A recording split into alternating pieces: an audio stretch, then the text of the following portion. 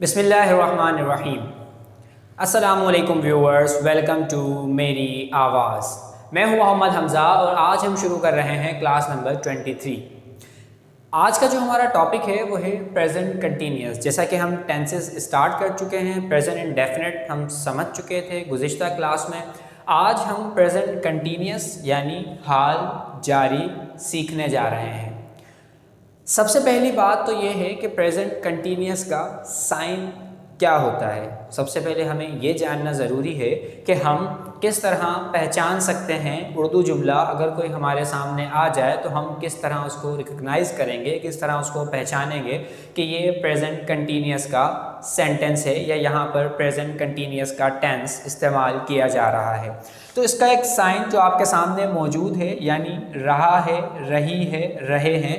मतलब ये हुआ कि अगर किसी भी उर्दू जुमले के आखिर में रहा है, रही है, रहे हैं आ जाए तो इसका मतलब ये है कि ये प्रेजेंट कंटिन्यूस का सेंटेंस है। यहाँ पर प्रेजेंट कंटिन्यूस का टेंस इस्तेमाल किया जा रहा है।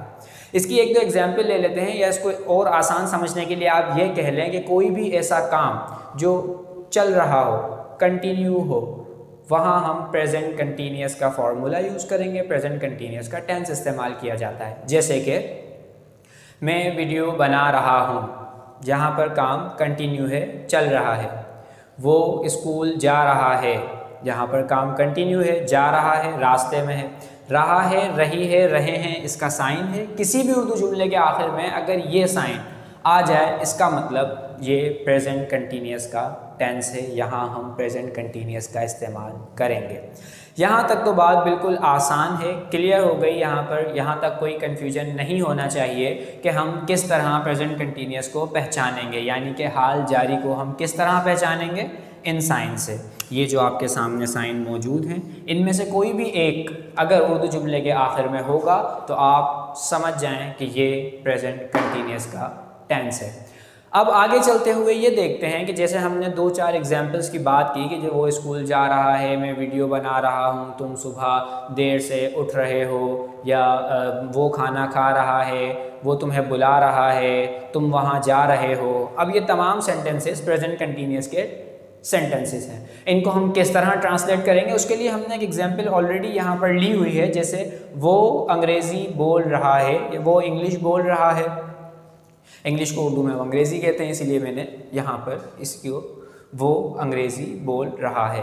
ठीक है जी, अब यहाँ तक एग्जाम्पल हमने ले ली है। अब इसको जो ट्रांसलेट करने के लिए हमें जिस फॉर्मूले की ज़रूरत है उस फॉर्मूले को आपने अच्छी तरह से याद कर लेना है कि वो फार्मूला बेसिकली होता कौन सा है। हमें प्रेजेंट कंटिन्यूस के सेंटेंसेस को ट्रांसलेट करने के लिए जिस फार्मूले की ज़रूरत पड़ेगी उर्दू से इंग्लिश में, वो फार्मूला आपके सामने है। उसमें कौन कौन से एलिमेंट्स हम यूज़ कर रहे हैं वो क्या है, सब्जेक्ट, उसके बाद बी फॉर्म, वही बी फॉर्म्स जो हम बहुत ज़्यादा स्टार्टिंग में जब हमने इस कोर्स का स्टार्ट किया था तभी हमने बी फॉर्म्स को बहुत ज़्यादा ताकीद के साथ कहा था कि इसको अच्छी तरह से याद कर लीजिए, ये आपको आने वाली जितनी भी क्लासेस हैं उसमें बहुत ज़्यादा हेल्पफुल साबित होंगी। तो सब्जेक्ट, उसके बाद बी फॉर्म्स, उसके बाद वर्ब की फोर्थ फॉर्म जिसको हम आईएनजी फॉर्म भी कहते हैं, यानी जितने भी वर्ब, जितने भी एक्शन, जिसको हम बार बार डिस्कस कर चुके हैं कि कोई भी वर्ब को हम एक्शन कहते हैं। कोई भी आना जाना, खाना पीना, सोना, उठना, जागना, उठाना, बैठना, ये तमाम वर्ब्स हैं, यानी ये तमाम एक्शंस हैं। तो यहाँ पर प्रेजेंट कंटिन्यूस में वर्ब की फोर्थ फॉर्म जिसको हम आईएनजी फॉर्म भी कहते हैं, आसान, और उसको आसान हम कर देते हैं अभी आगे जाके, वर्ब की फोर्थ फॉर्म और उसके बाद ऑब्जेक्ट। ये हमारा फॉर्मूला है प्रेजेंट कंटिन्यूस के सेंटेंसेस को उर्दू से इंग्लिश में ट्रांसलेट करने के लिए। जब हमारे सामने एग्जाम्पल आ गई, हमने साइन समझ लिया कि क्या इसका साइन होता है, हम किस तरह इसको पहचान सकते हैं कि यहाँ पर प्रेजेंट कंटिन्यूस का टेंस इस्तेमाल होगा। हमने एग्जाम्पल भी देख ली, हमने फार्मूला भी देख लिया। अब हम इसको ट्रांसलेट करते हैं उर्दू से इंग्लिश में। सबसे पहले हमें सब्जेक्ट चाहिए, वो, ही, उसके बाद be form, is, he is, उसके बाद वर्ब की फोर्थ फॉर्म। बोलना यहाँ पर वर्ब है, बोलना मीन्स स्पीक, लेकिन हम यहाँ पर आईएनजी फॉर्म यूज़ करेंगे। मतलब ये हुआ कि जितने भी वर्ब्स हम प्रेजेंट कंटिन्यूस में यूज़ करेंगे उन तमाम के साथ हम लास्ट में आईएनजी लगा देंगे, यानी वो फोर्थ फॉर्म बन जाएगी, आईएनजी फॉर्म हम जिसको कहते हैं। तो ही इज़ स्पीकिंग, क्या बोल रहा है, ऑब्जेक्ट क्या है हमारे पास, अंग्रेज़ी इंग्लिश लैंग्वेज। बस ये बिल्कुल एक आसान सा तरीका है इसको ट्रांसलेट करने के लिए। आपने जिस चीज़ को याद रखना है वो दो मेन इंपॉर्टेंट चीज़ें हैं यहाँ पर। एक इसका साइन कि हम इसको पहचानेंगे कैसे कि ये प्रेजेंट कंटिन्यूअस का टेंस है भी या नहीं, और दूसरा वर्ब के साथ आप आईएनजी फॉर्म इस्तेमाल करेंगे हमेशा। He is speaking English language. Simple sentences तो बन गए।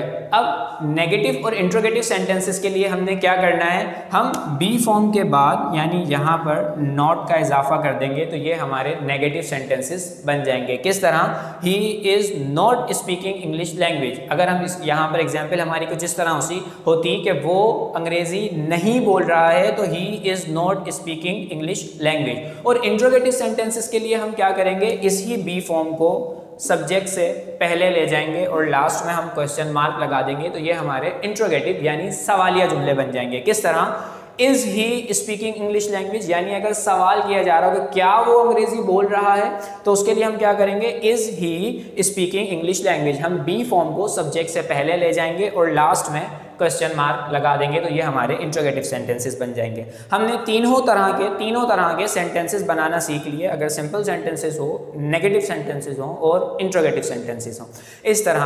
अब यहाँ पर याद रखने वाली वही बात दोबारा से रिपीट करूँगा कि याद रखने वाली सिर्फ दो इंपॉर्टेंट चीज़ें हैं। वो ये कि सबसे पहला साइन है कि आपने हाल जारी प्रेजेंट कंटिन्यूअस को पहचानना किस तरह है। ये तीन साइन आपके सामने मौजूद हैं। कोई भी ऐसा काम जो कंटिन्यू हो, जो चल रहा हो, ऐसे काम के लिए हम प्रेजेंट कंटिन्यूअस का यूज़ करते हैं, प्रेजेंट कंटिन्यूअस के फॉर्मूले को इस्तेमाल करते हैं और साइन आपके सामने मौजूद है, रहा है, रही है, रहे हैं। दूसरी चीज़ जो मेन इंपॉर्टेंट है वो ये है कि इसमें हमेशा वर्ब के साथ आईएनजी फोर्थ फॉर्म लगाई जाती है, जैसे हमने यहाँ पर यूज़ की he is speaking English language. अब जब आपको ये सारी चीज़ें समझ आ चुकी हैं, उम्मीद करते हैं कि इसमें आपको प्रेजेंट कंटिन्यूअस के टेंस में कोई भी कन्फ्यूजन नहीं होगी। अगर अब आपके सामने ऐसा कोई भी काम आ जाए या ऐसा कोई भी सेंटेंस आ जाए जो कंटिन्यू हो, जो चल रहा हो, तो आप आसानी से पहचान जाएंगे और उसको इस फॉर्मूले के तहत आसानी से उर्दू से इंग्लिश में ट्रांसलेट भी कर लेंगे। इसी चीज़ को और ज़्यादा प्रैक्टिस के लिए आपके सामने अब आपको आपकी स्क्रीन पर ये एक्सरसाइज नज़र आ रही है। इसको भी आपने तमाम सेंटेंसेस को उर्दू से इंग्लिश में ट्रांसलेट करना है। ये आपकी प्रैक्टिस के लिए है ताकि आपको जब भी इस तरह के सेंटेंसेस मज़ीद आपके सामने आएँ तो आपको कोई भी परेशानी ना हो, ना उनको लिखने के लिए और ना कहीं पर बोलने के लिए। इन तमाम सेंटेंसेस को भी आप ट्रांसलेट करेंगे। इसके अलावा मज़ीद सेंटेंसेस बनाएं ताकि आपकी प्रैक्टिस होती रहे और आप प्रेजेंट कंटिन्यूअस टेंस को अच्छी तरह से समझ जाएं कि हम इसमें किस तरह फॉर्मूले को इस्तेमाल करते हैं, किस तरह उर्दू से इंग्लिश में ट्रांसलेट करते हैं। तो आज के लिए सिर्फ इतना ही। उम्मीद करता हूँ आपको प्रेजेंट कंटिन्यूअस टेंस अच्छी तरह से समझ आ गया होगा, लेकिन फिर भी अगर कोई परेशानी हो, कोई प्रॉब्लम हो, कोई क्वेश्चन हो तो आप कमेंट सेक्शन में पूछ सकते हैं। जाते जाते वीडियो को लाइक ज़रूर कर लीजिएगा और शेयर कीजिएगा ऐसे दोस्तों के साथ, ऐसे लोगों के साथ जो घर बैठे आसान तरीके से इंग्लिश लैंग्वेज सीखना चाहते हैं। चैनल को सब्सक्राइब ज़रूर कर लें और बेल आइकन प्रेस कर लें ताकि आने वाली जितनी भी वीडियोज़ हैं उनकी अपडेट्स आपको मिलती रहें। Thank you so much for giving your precious time. Allah हाफिज़।